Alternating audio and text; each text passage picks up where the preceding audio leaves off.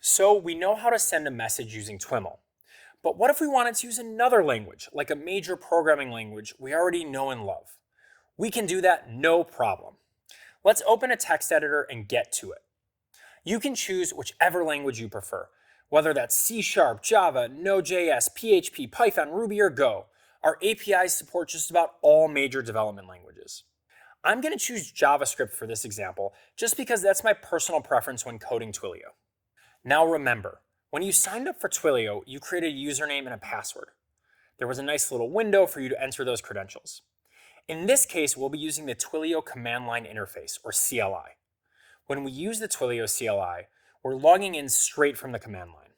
So we'll need to run Twilio login to get connected to our account. We'll need to provide your account SID and auth token. These are the two proverbial keys to the Twilio castle. They open the door and the deadbolt to our Twilio account. We need them both on hand to be able to send messages.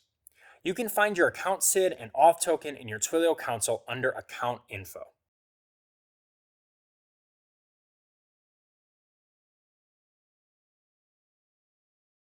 Next, we're going to install the Twilio Node.js module. If we're writing in Node.js, we should probably already have Node.js installed, but we can check that by running the following command. Again, if you're running Windows, we've still got you covered. There's a great guide in the description of this video that will get you on your way. So let's install this module.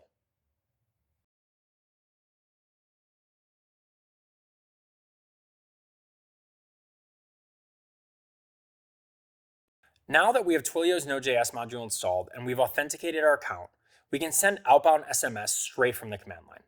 It's sort of a look ma, no hands while riding your bike and coding moment. So let's create a new file in our text editor called sendsms.js.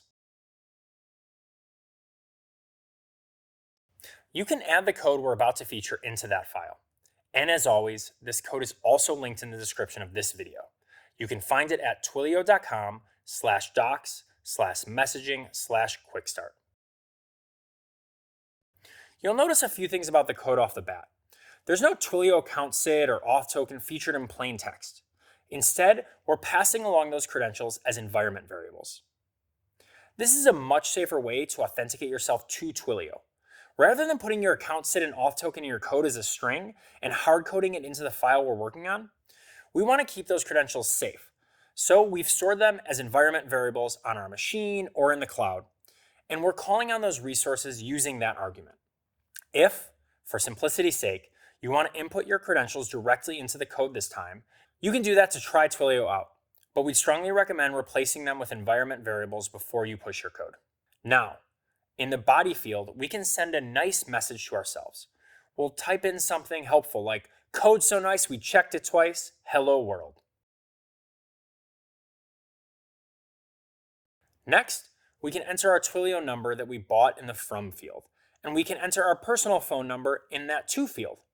That way, we'll see our own phone, the one that almost pulled us away from this tutorial at the start of the video, and the one we should have probably kept on Do Not Disturb, we'll see that one light up when we get a message.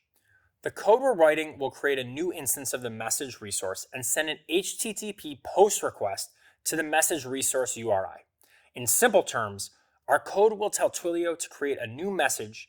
It will tell Twilio via HTTP post request what that message should look like and where it should be sent to. So when we hit save in our text editor and try to run this code from the command line, we should get a message on our phone saying, "Code so nice we checked it twice, hello world." Now in terminal, let's run the following script.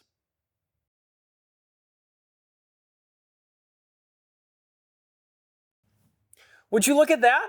We did it. That's awesome. And we did it all from the command line. So we get extra style points when learning Twilio. Great work. Now we have two ways to send a message, whether we're running code from the command line or we're using Twilio's serverless tools like functions to set up replies to messages we receive on our Twilio number. Those texts are floating on the telecom breeze, finding their way from our application straight to the inbox of anyone that texts our number. But are they compliant? Wait, compliant to what? Or to who? What happens if I'm not compliant? These are very good questions, and we've got answers for you.